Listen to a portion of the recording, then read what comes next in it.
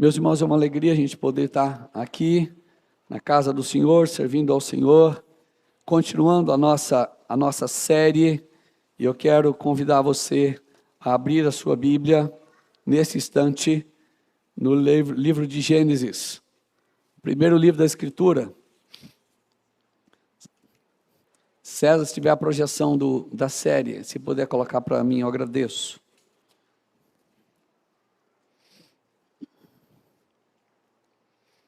Eu vou pedir a paciência de vocês, que talvez eu tome mais água do que pregue essa noite, tá?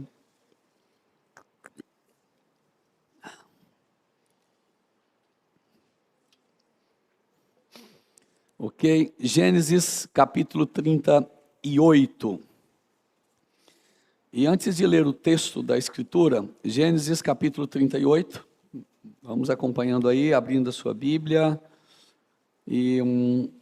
e depois leremos esse texto. Mas antes, porém, queria só fazer algumas ponderações. Certo autor, ponderando a respeito do livro de Gênesis, e ele observou que a cada cerca de 10 capítulos do livro de Gênesis, o leitor acaba levando um susto com alguns registros da Escritura. E normalmente são assuntos que nós chamamos quase que assuntos tenebrosos, né? Que a gente acaba observando aqui, né? Entre eles o que nós temos, o que foi pregado também domingo passado. Precisamos, às vezes, ter coragem para ler alguns textos, que às vezes são textos extremamente pesados, mas necessários. E aqui é mais uma história, na verdade, mais uma história chocante. E nós veremos o pecado em ação, fazendo enorme destruição, apesar de lembrar que onde abundou o pecado, superabundou a graça de Deus, conforme o apóstolo Paulo aos Romanos, capítulo 5, versículo 20, assim nos coloca. Eu quero convidá-lo a lermos o texto nesse instante, tá? O capítulo 38, então, do livro de Gênesis, e eu gostaria então que você nos ajudasse nesta leitura, e vamos ler de forma responsiva. Se tem alguém no seu lado que pode acompanhar, ou de repente a projeção que está fazendo ali do texto, se está fazendo ali em área atualizada, então você dá para acompanhar com a gente, né? Se você tem a dificuldade aí, ou não tem a Bíblia em mãos, tá? Esse texto então fala de Judá e Tamar, e vamos ver, de repente você já tenha lido a Bíblia e tenha se deparado com esse texto, e talvez não se assuste com o que tem aqui, mas se você já o leu, você vai rever aí algo que às vezes assusta o nosso coração, um registro desse na Escritura, mas é a palavra de Deus. Vamos à leitura então, diz assim, eu lerei os versículos ímpares, e os irmãos poderão ler os versículos pares nesse instante. Gênesis 38, versos 1 até o final do capítulo. Aconteceu por esse tempo que Judá se apartou de seus irmãos e se hospedou na casa de um adulamita chamado Hira.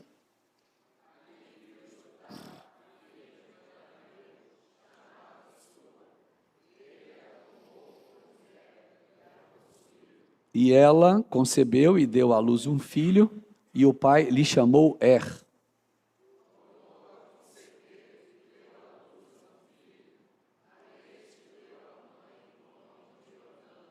Continuou ainda, e deu à luz outro filho, cujo nome foi Selá.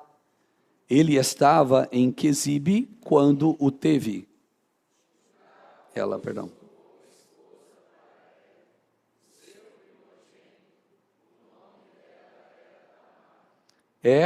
Porém, o primogênito de Judá, era perverso perante o Senhor, pelo que o Senhor o fez morrer.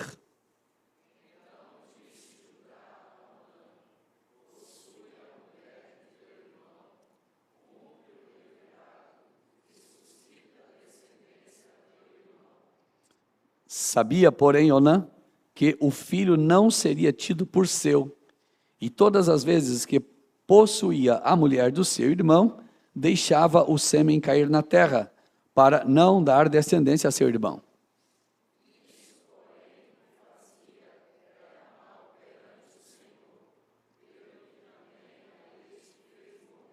Então disse Judá a Tamar, sua nora: permanece viúva em casa de teu pai, até que Selá, meu filho, venha a ser homem, pois disse, para que não morra também este como seus irmãos. Assim Tamar se foi, passando a residir em casa de seu pai.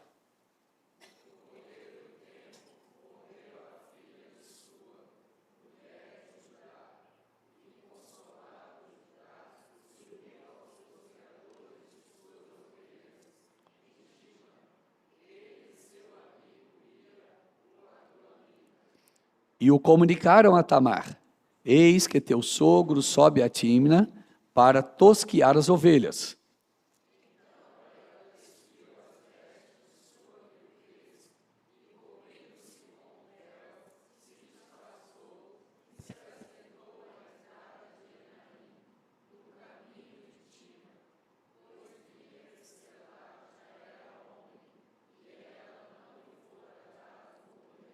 Vendo-a Judá, teve-a por meretriz, pois ela havia coberto o rosto.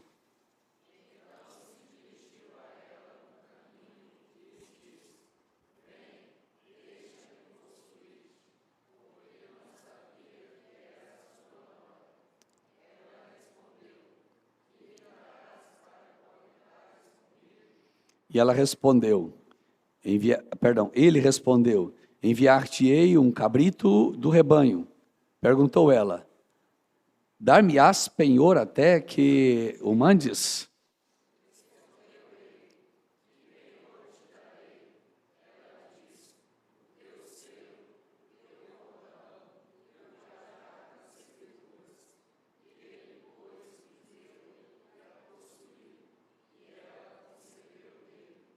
Levantou-se ela e se foi. Tirou de sobre si o véu e tornou às vestes da sua viuvez.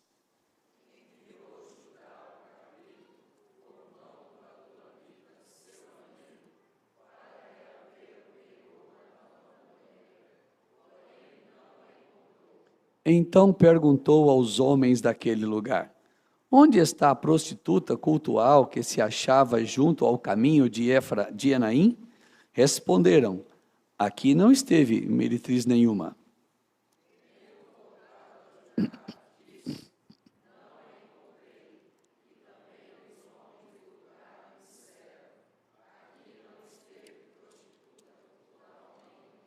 Respondeu Judá: que ela o guarde para si, para que não nos tornemos em opróbrio. Mandei-lhe com efeito o cabrito, todavia não a achaste.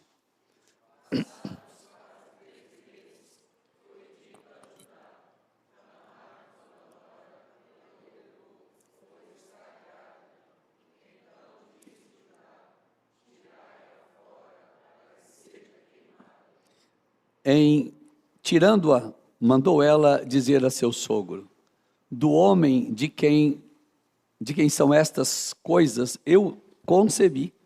E disse mais: reconhece de quem é esse selo, e este cordão, e este cajado.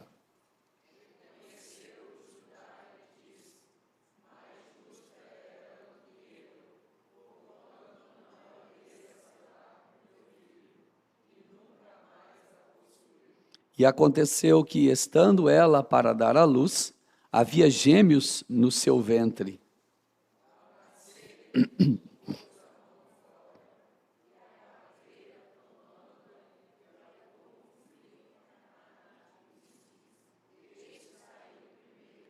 Mas, reconhecendo ela a mão, saiu o outro, recolhendo ele a mão, saiu o outro. E ela disse: como rompeste saída? E lhe chamou Pérez.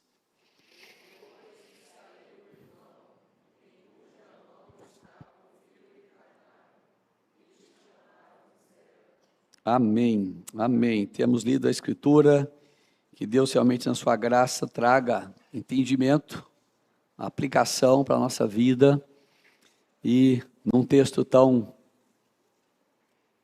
tenebroso, assustador, né? Como esse, mas é a Escritura, e a gente precisa estudar esse texto também.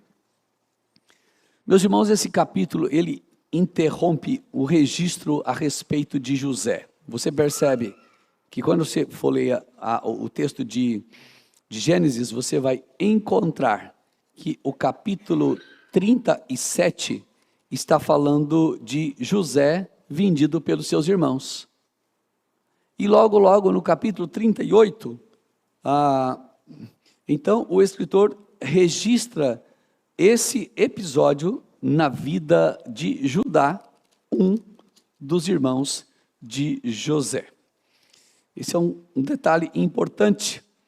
E observando todo esse momento, tanto da venda de José para o Egito, o tempo que ele ficou depois na casa de Potifar, foi preso, e depois indo para o Egito, para comandar o Egito, naquele período dos 7 anos de fartura e fome, que depois, portanto, ele interpreta o sonho de Faraó.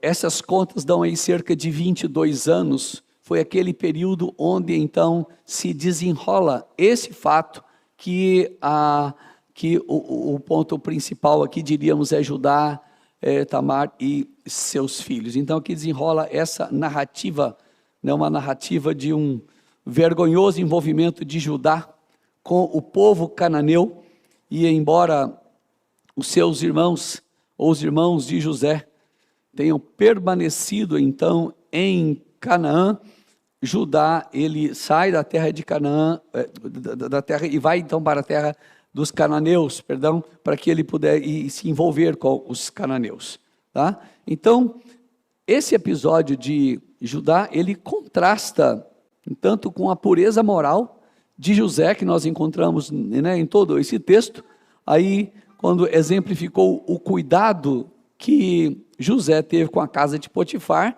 e a gente não encontra este mesmo cuidado de Judá com a sua casa, e nem tampouco com a busca de uma terra para que ele pudesse desenvolver a sua vida, né, e criar família. Um comentário de Moody, ele afirma que Judá era realmente membro líder daquela família, ele assim nos informa, da família de Jacó, aquele que estava então destinado a ser canal de todas as ricas bênçãos de Jeová, concedidas a Abraão, e por meio de Abraão, às futuras gerações do mundo, fecha aspas. Então o nome de Judá deveria ser destacado dentro desta linhagem messiânica, que Deus então tinha dentro do seu projeto total. Então, esse capítulo, ele versa então sobre esta descendência então de Judá, né? Um dos 2 filhos de Jacó, como eu já disse, e ela é ameaçada, na verdade, por seu mundanismo e também por sua impiedade, mas o Senhor resolve preservar tudo isso, e apesar desse registro assim, a gente vê Deus manifestando ainda a sua graça.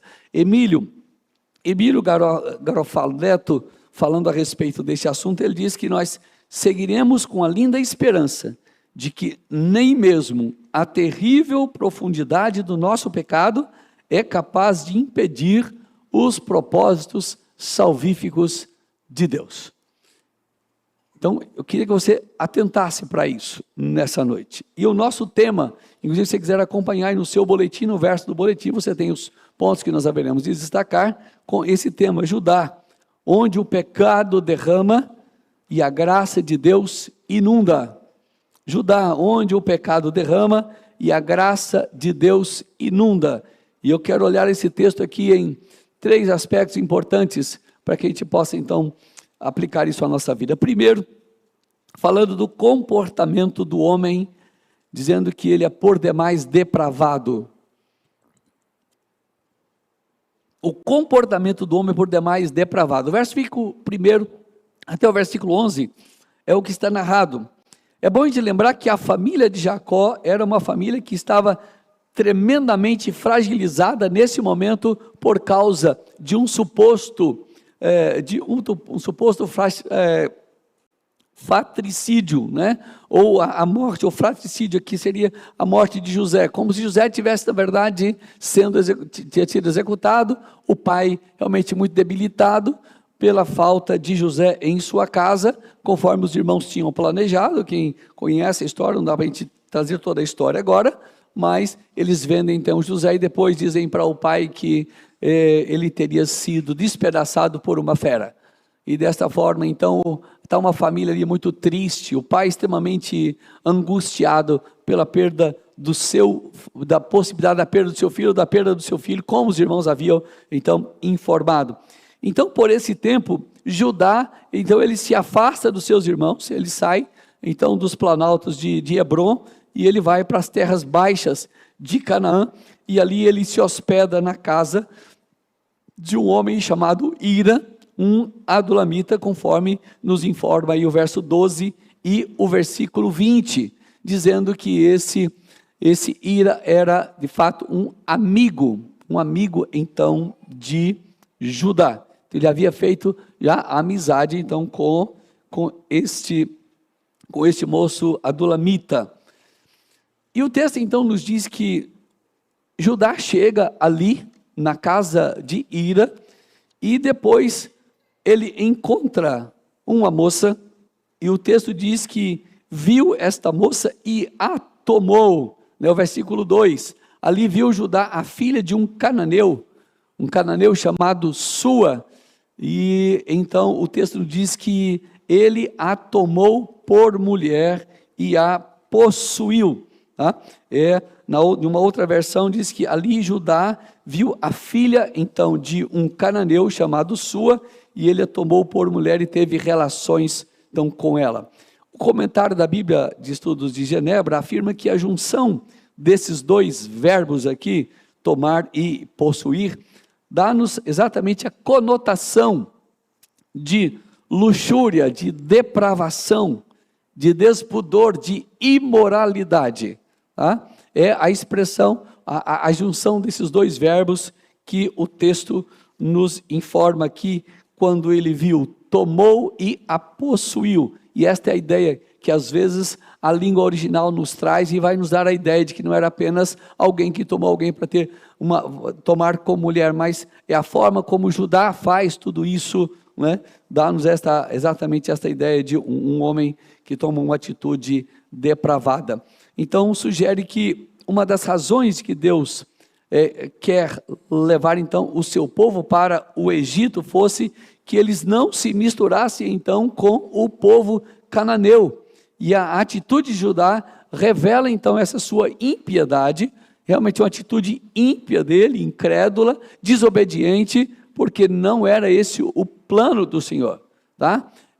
Judá sabia dos projetos de Deus, mas ele realmente desobedece aos projetos do Senhor e toma as suas atitudes desobedientes, então sai de Hebrom e começa então a se misturar com o povo que era, de fato, inimigo de Deus. Então Judá casou-se então com a filha de Sua, uma moça descrente, fora do projeto de Deus, filha de um cananeu que era pagão, e assim então ele deu início a uma corrente de acontecimentos pecaminosos. E aí a gente lembra do texto de 1 Coríntios, capítulo 15, né, versículo 53, quando o texto diz que as más conversações corrompem os bons costumes, ou as más companhias corrompem os bons costumes, e ali estava o Judá vivendo essa realidade que depois o apóstolo Paulo escreve a respeito dela. Pois bem, Judá tem 3 filhos, um deles chamado o outro Onã e o outro Selá. Tá? E o filho então chamado Selá, de Judá, então casa-se com Tamar.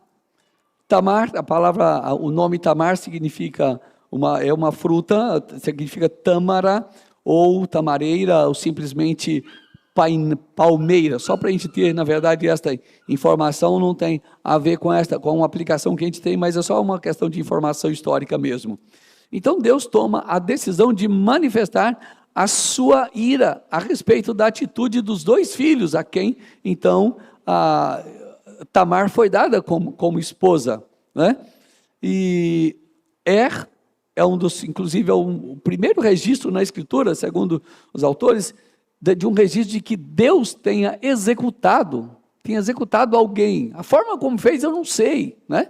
Mas é um dos primeiros registros que Deus, então, mata alguém, executa alguém. E é um deles, e o texto nos diz que é por ser, de fato, um homem muito, muito mau, tá? E é isso que o texto informa para a gente. E depois morre e então, naturalmente, por causa da lei do levirato, e para cumprir o levirato, então, Tamar é dada ao seu filho Onã. Então, Onã deveria cumprir o papel de cunhado do seu irmão que havia falecido, e agora lhe dar, então, filhos. E esse é o que o texto coloca para nós. Quando você lê Deuteronômio 25, 5 e 6, nós vamos encontrar esse registro que informa ali a lei do levirato. Se o irmão morresse, então o seu outro irmão deveria casar com a mulher para suscitar descendência a esse irmão que havia falecido, para que o seu nome então não ficasse esquecido. Tá? Então, aí vem então, não era apenas para ele se casar, na verdade, com a viúva do seu irmão, mas era para ter filhos com ela. E Onã toma então uma decisão de se relacionar então com Tamar, e lembrando que era de fato uma questão legal, que ele deveria fazê-lo, e ele não quis ter, na verdade, filhos com Tamar, conforme diz o texto. À medida que tinha relações com Tamar, então logo o sêmen era jogado na terra, para que ela então não engravidasse, né? E desta forma ele não suscitasse nome ao seu irmão, né? E então isso nós podemos perguntar: onde está o pecado de Onã nesse aspecto? Algumas questões que a gente precisa lembrar aqui. Primeiro, a gente precisa lembrar que o fato de evitar então de Tamar se engravidar, ele queria que, na verdade, fosse o seu nome que sobressaísse e não o nome do seu próprio irmão. Isso lhe manifestava um certo egoísmo de sua parte, além de um desrespeito para com Tamar como sua esposa, com quem ele deveria desenvolver toda a sua relação íntima, para que então pudesse vir os seus filhos. Assim, então, Onã não preserva a descendência do seu irmão, tá? E profana essa obrigação sagrada que tinha, que era uma obrigação que o Senhor tinha dado aos irmãos dentro da lei do levirato. E então, desta forma, conforme diz certo autor, ele abusa de seu irmão e bem como de sua esposa. Tá? E aí, então, a Bíblia Herança Reformada traz uma coisa interessante que eu queria observar aqui numa frase, que ele diz assim: então, o seu pecado constitui em seu egoísmo e sua hesitação fraudulenta em prover descendência ao nome de seu irmão, ou não prover descendência ao nome de seu irmão. Tá? Então, cada vez que ele tinha então relações com Tamar, ele não deixava completar toda a sua relação, para que ela não tivesse então filhos dele. Meus irmãos, o texto nos diz mais uma vez que Deus também faz morrer a Onã. Ele executa Onã. De que forma foi? Volta e meia, também não sei, a Bíblia não deixa isso claro. Mas há algo que nos chama a atenção aqui, em relação a Judá, o seu pai. Judá, ele demonstra uma cegueira espiritual quando ele acaba no texto culpando Tamar da morte dos seus dois filhos mais velhos, porque ele manda Tamar para a casa dos seus pais, enquanto Judá deveria cuidar de Tamar dentro da sua casa como a viúva do seu filho, para que então, desta forma, fosse cumprido o tempo para que então selar o filho caçula quando ele tivesse né, já formado homem, ele pudesse então possuir Tamar e desta forma suscitar filho ao seu primeiro irmão, que era o né? Meus irmãos, percebe então que o texto vai nos dizer que os 2 filhos então de Judá foram executados por causa da sua própria impiedade, por causa dos seus próprios pecados. E depois a palavra do Senhor vai nos dizer que, na verdade, o pecado, ele gera a morte. O pecado é que nos traz a morte. Judá deveria, na verdade, então, cuidar da sua nora viúva, para que no tempo oportuno ela pudesse, então, se casar com o seu próprio filho mais novo. Então, assim, ele desonra tanto a sua nora, ele nega as suas responsabilidades, ele joga o problema sobre os outros, e mesmo assim, a gente percebe no texto que Judá conserva uma autoridade sobre a viúva, mesmo mandando ela para a casa dos seus pais.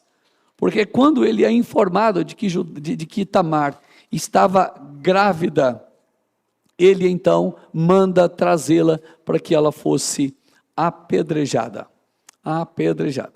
Então essa é algo que a gente percebe aqui no texto. E eu queria inicialmente então trazer aqui algumas aplicações para nós nessa primeira abordagem do texto. Primeiro, quantas vezes o povo de Deus tem feito como Judá, ignora as ordens do Senhor e age conforme os seus próprios pensamentos. E é isso que Judá fez. Deixou a sua família, deixou o plano que o Senhor tinha traçado, abandonou a sua família e foi se misturar então com o povo cananeu. Provérbios 19:2 diz que não é bom proceder sem refletir e peca quem é precipitado. A gente precisa avaliar quantas decisões tomamos.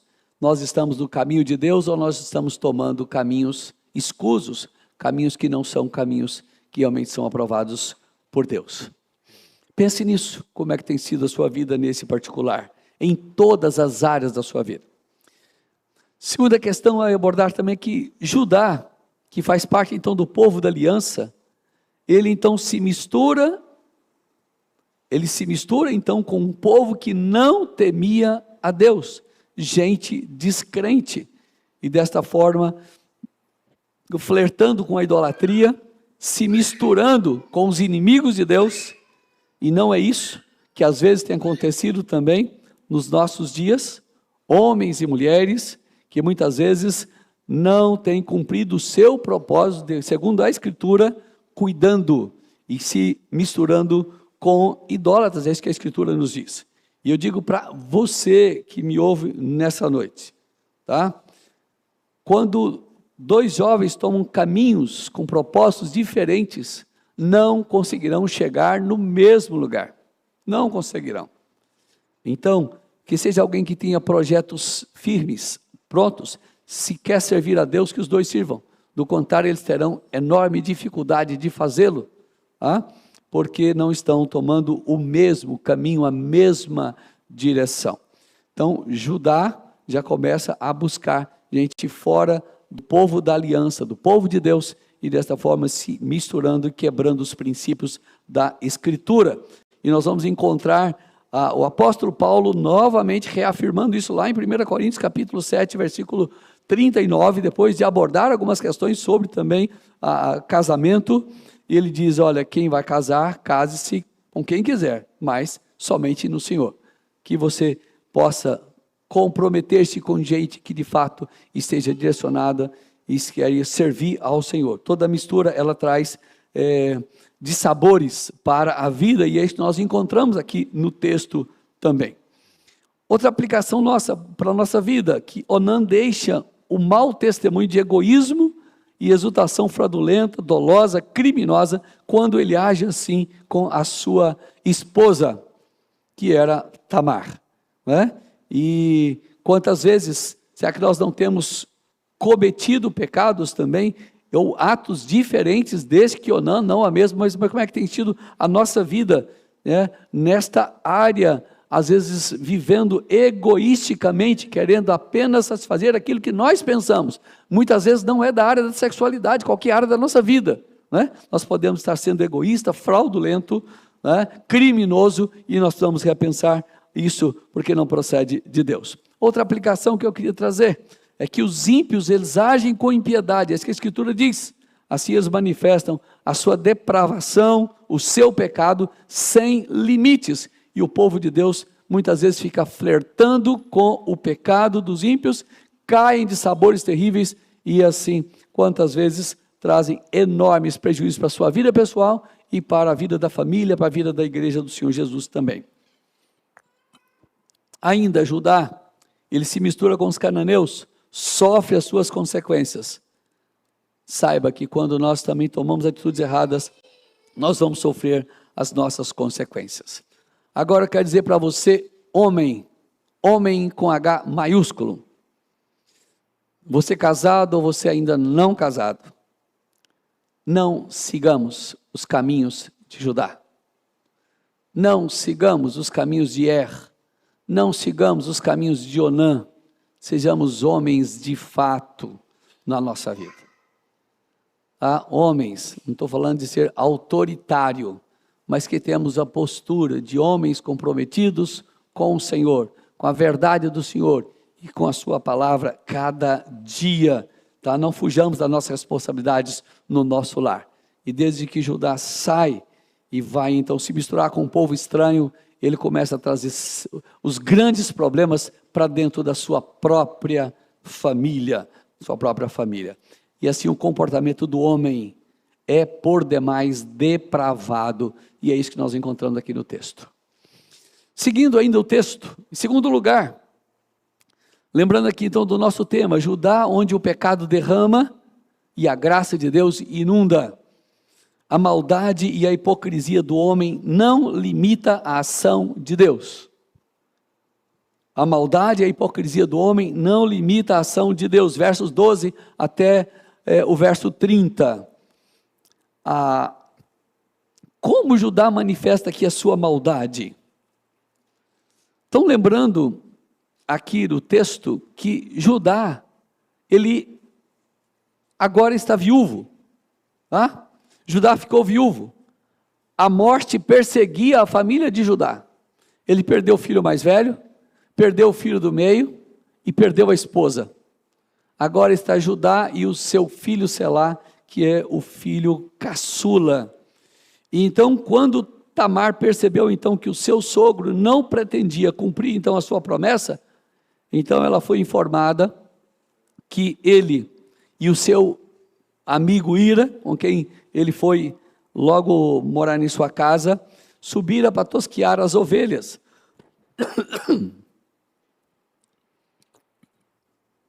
E era tempo da tosquia das ovelhas, e o profeta Oséias, ele nos informa que era um período também em que saíam para as tosquias das ovelhas, e era tempo também muitas vezes de prostituições, prostitutas cultuais, que iam para os cultos das tosquias das ovelhas, que eram os cultos e tal, e dessa forma então, haviam as prostitutas que eram chamadas prostitutas cultuais.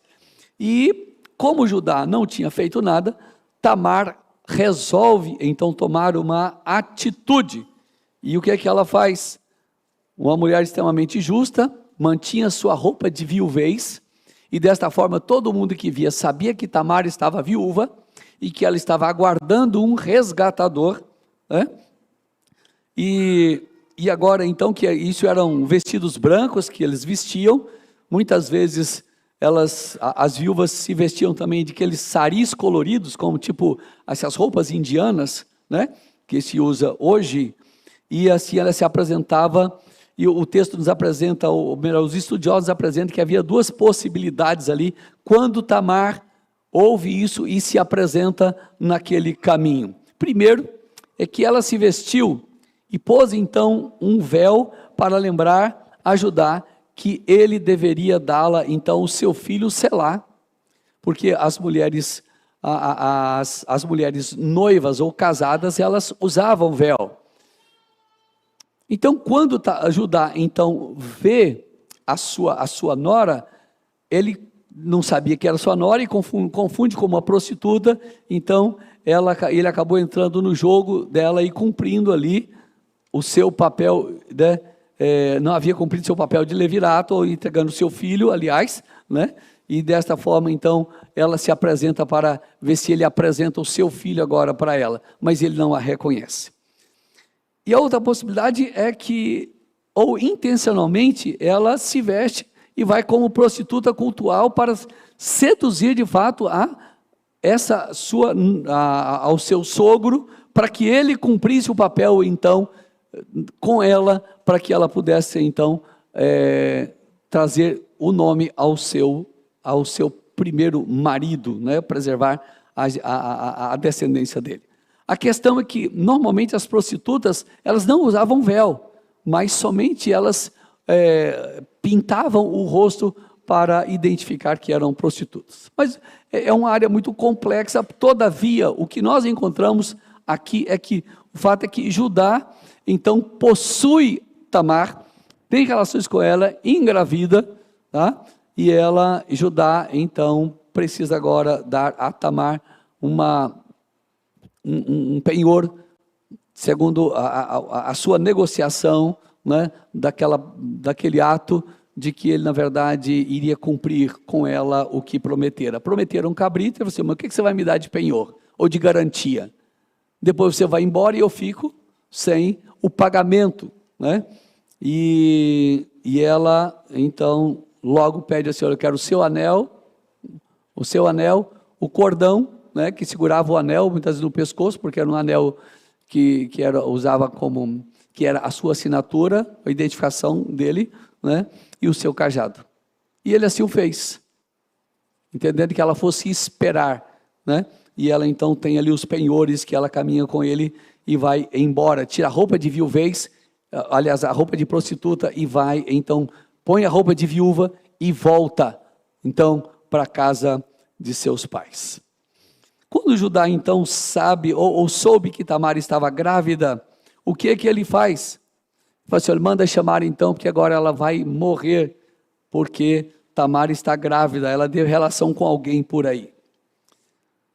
O homem adúltero agora quer matar a prostituta, né? Que história, né? Agora o homem adúltero quer matar a prostituta, prova quem era, na verdade, aquela gravidez. Os penhores estavam então agora na sua mão. Quando lhe apresentaram para que ela fosse apedrejada, porque assim a lei o exigia, então ela apresentou então as suas provas de quem era a pessoa que havia possuído e a tinha engravidado. De quem era? Do próprio sogro,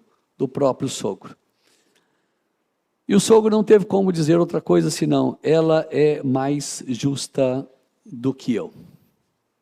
Ela é mais justa do que eu. Tamar quis resolver exatamente o problema que o seu sogro não havia resolvido, para que a herança fosse, ou para que a descendência fosse preservada. Isto é, ela aprontou menos do que Judá. E assim Judá, então, ele é humilhado no seu pecado, e ele então confessa o seu pecado específico de não dar o seu filho Selá à sua nora Tamar. E quando ela, então, como ela estava grávida de gêmeos, quando os gêmeos iam nascer, o texto já nos diz que o mais novo, então, coloca a mão para fora, então as parteiras o marcam, e desta forma, ali se define o nome, então, também dos seus filhos.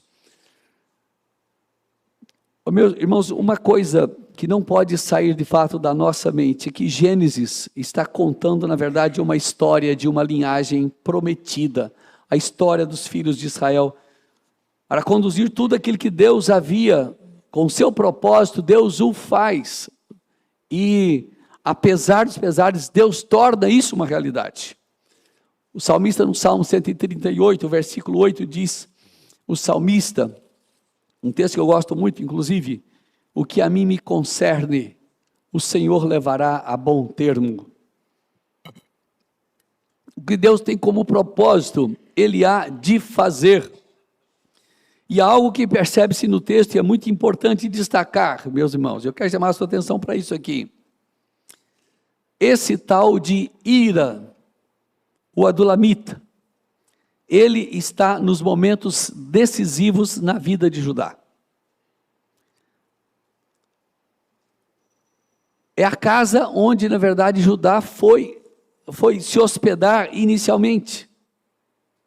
E você percebe que é o caminho que ele segue, inclusive, para encontrar a falsa, vamos chamar de falsa prostituta, né? A sua própria nora. E é ele quem vai depois levar o cabrito para resgatar os 3 objetos que Judá tinha deixado então como penhor ou como garantia. É de fato uma companhia maligna, perversa e perigosa. Foi onde Judá foi se hospedar. A pergunta que cada um de nós precisa fazer assim: quais são os amigos que nós temos escolhido? Quem tem feito parte da nossa história? Quem tem sido as pessoas mais próximas na nossa vida? Nós precisamos perguntar. Eu quero trazer aqui 2 aplicações neste ponto e logo seguirei para o último ponto nosso. Judá tenta abafar então o seu pecado, mas cada vez que ele o faz, isso torna mais evidente. A sua maldade, a sua hipocrisia, na verdade, não tem tamanho. Então, veja que a maldade e a hipocrisia não limita a ação de Deus. Não adianta tentar esconder o nosso pecado. Tem um texto de Números, capítulo 32, verso 23, que diz: porém, se não fizestes assim, eis que pecastes contra o Senhor, e sabei que o vosso pecado vos há de achar. Em algum momento, o nosso pecado será revelado. Primeiro, que a palavra de Deus nos diz que os olhos do Senhor estão em todo lugar, contemplando os maus e os bons. Como nós temos lidado com as nossas tendências humanas? Lembremos que a palavra de Deus diz que o nosso coração é desesperadamente corrupto. E a gente precisa se vigiar cada vez mais. Meus irmãos, a maldade do nosso coração só é solucionado com o sangue imaculado do Senhor Jesus Cristo, vertido na cruz do Calvário. Somente por Ele. Somente por Ele. A maldade e a hipocrisia do homem não limita as ações de Deus. Apesar disso, Deus, com a sua graça, com a sua misericórdia, pode alcançar o coração. E é isso que nós encontramos aqui nessa história. E Deus continua agindo a despeito das nossas mazelas espirituais. Não fazer, então, se tentarmos fazer a justiça com os nossos próprios parâmetros, a palavra de Deus então vai dizer, na verdade, que as nossas justiças, elas são como trapos de imundícia. E é isso que Judá tentou fazer para tentar resolver um pouco da sua situação, fazendo justiça com Tamar. Ele disse: olha, você é o homem pecador, o miserável, né? Como eu também sou pecadora. E ela humildemente pôde expressar, deixar isso de forma muito clara. Só o sangue de Jesus Cristo pode, de fato, perdoar os nossos pecados. Você e eu não somos melhores do que Judá. Não somos melhores do que Er. Não somos melhor do que Onã. Não somos melhores do que Tamar. Nós somos tão pecadores quanto. Tão pecadores. De repente, se você já encontrou a graça do Senhor ou ela te encontrou, você pode dizer assim: olha, eu só estou aqui pela graça, não tem outra forma. Eu estou aqui porque a graça me alcançou, porque eu sou também um pecador tal como esses homens. Talvez não nas mesmas práticas, mas talvez até piores. Talvez até piores. Segunda aplicação que eu quero trazer aqui ainda, que muitos têm amigos como Ira ou Hira, por causa da letra H aqui, né?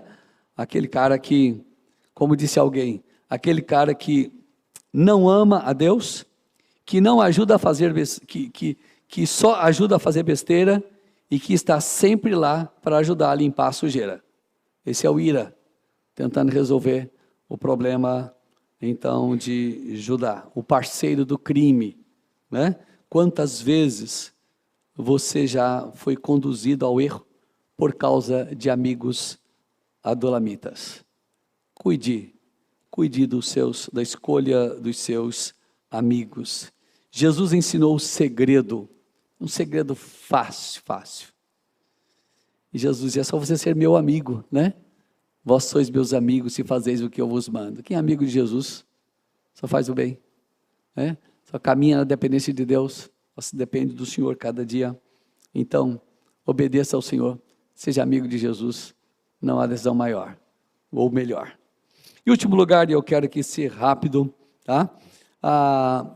E lembrar então que Judá, eu disse, onde o pecado derrama, mas a graça de Deus inunda. Deus manifesta a sua abundante graça, então, apesar do nosso pecado. O verso 29 vai dizer isso, deixar isso para a gente também, eu quero só lembrar aqui. Quando as parteiras, então, recolhem, né, recolhem, né, olha a expressão aqui, recolhem as crianças, então diz o texto, mas eu quero ler o verso 27 em diante. E aconteceu que, estando ela para dar à luz, então havia gêmeos no ventre, ao nascerem, um pôs a mão fora, e a parteira, tomando-a, lhe atou um fio encarnado e disse, este saiu primeiro. Mas recolhendo ele a mão, saiu o outro, e ela disse, como rompeste saída? E lhe chamaram Pérez. Depois lhe saiu outro irmão, cujo o nome estava, a mão estava o fio encarnado, lhe chamaram Zerá. Meus irmãos, algo que nos chama a atenção aqui, interessante. Deus escreve a história da redenção, muitas vezes por vales sombrios, por caminhos que muitas vezes são caminhos intransitáveis, e através de pessoas improváveis, Deus faz isso. E então, quando nós olhamos para a relação que o apóstolo Mateus, usado aí pelo Espírito Santo de Deus, ele traz, falando da linhagem de Jesus, nós não vemos pessoas extraordinariamente conduzidas, como se fosse, como alguém disse, uma coleção aí de santos de cristal. E ele não usa isso, mas de gente extremamente pecadora, gente que realmente, humanamente dizendo assim, olha, não é, por que Deus escolhe pessoas dessa maneira, né? Sobretudo, que nós podemos dizer nomes de mulheres elencadas ali, que Mateus então coloca para nós. E eu quero só lhe chamar a atenção para algumas questões aqui que Mateus informa para a gente observar onde estão os nomes dessas pessoas que se encontram em histórias tão absurdas, como a gente tem visto, e uma é esta, de Judá em relação à sua família. O escritor Emílio Garofalo Júnior, ele então faz essa nomeação e eu quero mencioná-las aqui. Para começar, ele fala então da própria Maria, lá em Mateus capítulo 18 a 25. E com o seu quadro de gravidez, com certeza extremamente duvidoso na sociedade, pensar que Maria não estava casada e de repente aparece grávida, né? E como a sociedade entenderia aquilo ali? Quem consegue esconder, né, naquele período ali, uma gravidez? É extremamente complexo. E Maria é esta mulher, quem sabe, de uma moral, por causa da sua gravidez, duvidosa, uma vez que não tinha ainda casado com José. E é de onde nós vamos ver o nascimento de Cristo, né? Como diziam os mineiros lá, um converser ao redor de casa por causa daquela situação, né? Segundo, que Deus usa coisas escandalosas e Ele opera por meio delas, que é o escândalo aqui de Tamar e o seu sogro. E nós vamos encontrar aqui, quando ela se veste prostituta e de repente o seu sogro tem relações com ela.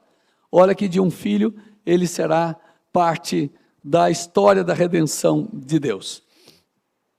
O escândalo de Raabe, por exemplo, que nós encontramos na Escritura, que é uma prostituta na cidade de Jericó, e que na verdade creu no Senhor, é a que ajudou de fato o povo de Deus, que então tomou Jericó, e ela foi a pessoa ideal para esse processo, estava lá, né, conforme o combinado, e então aquela prostituta foi salva.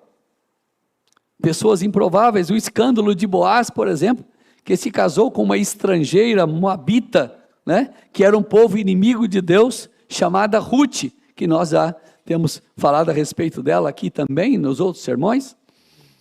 O escândalo também de Davi, que gera Salomão daquela mulher, qual a mulher? A mulher de Urias, que ele tomara então de Urias, e desta forma então vem Salomão, de onde vem então aí a belíssima história de Davi, dentro da história da redenção de Deus. Então você percebe que Deus escolhe, Deus trabalha algumas questões muito, muito complexas para nós humanos. Mas por que Deus faz isso? Porque Deus quer manifestar a sua graça e mostrar mais uma vez que é só a graça dele que nós não merecemos, mas é a graça dele que nos alcança. E nenhum de nós, por melhor que nós, de melhor status que alguém tenha, em função, quem sabe, da sua condição social, moral, ou o seu pedigree, diríamos assim, seja uma pessoa digna do sangue de Cristo Jesus. Ninguém é digno do sangue de Cristo Jesus. A nossa esperança, meus irmãos, na verdade, nunca foi que nós pudéssemos então erguer do mais profundo do pântano dos pecados sozinhos, né? Lembrando lá do nosso filme O Peregrino, né? E podemos sair dali sozinhos, mas nós podemos nutrir a esperança de que alguém, na verdade, pode descer no mais profundo lamaçal e de lá erguer para redimir alguém para a vida. E foi assim que aconteceu no domingo da ressurreição, quando Jesus então também sai da tumba e desta forma garante e confirma a vitória sobre o pecado. É isso que Deus fez. Deus escreve a história e lá nós vamos encontrar então cada um de pessoas improváveis que fazem parte da história da redenção, conforme nós encontramos aí em Mateus capítulo 1, de 1 a 6, que você depois pode observar. Para que tem essas genealogias? Parece que é esquisito ficar lendo tudo isso.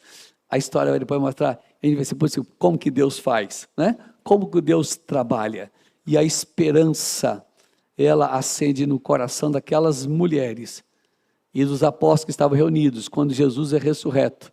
E desta forma, no nosso coração, quando Cristo um dia nos alcançou. E eu quero então, finalizando com mais algumas aplicações. Com a sua paciência. Isso é porque a minha voz hoje não está boa, né? Esse mundo é cheio de histórias como essa, de pecado, de confusões, morte e de sabor. E fez de Tamar uma ancestral do Senhor Jesus Cristo, nosso bendito Salvador. Que maravilha de graça, maior que o meu pecado, maior que o seu. É por isso que você está aqui. Mas eu quero dizer para você que você esteja longe de Cristo ainda, corra para a graça do Senhor. Não tem um esforço pessoal que te leve a Cristo, senão a graça de Deus. Eu quero convidar você para a gente orar agora. Vamos ficar em pé e vamos orar. E depois cantaremos uma música com a equipe.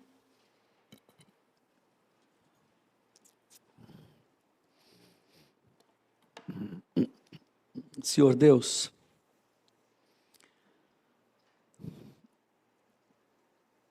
que texto tenebroso, que descrição horrível, que imagem vem, ó Deus, à nossa mente.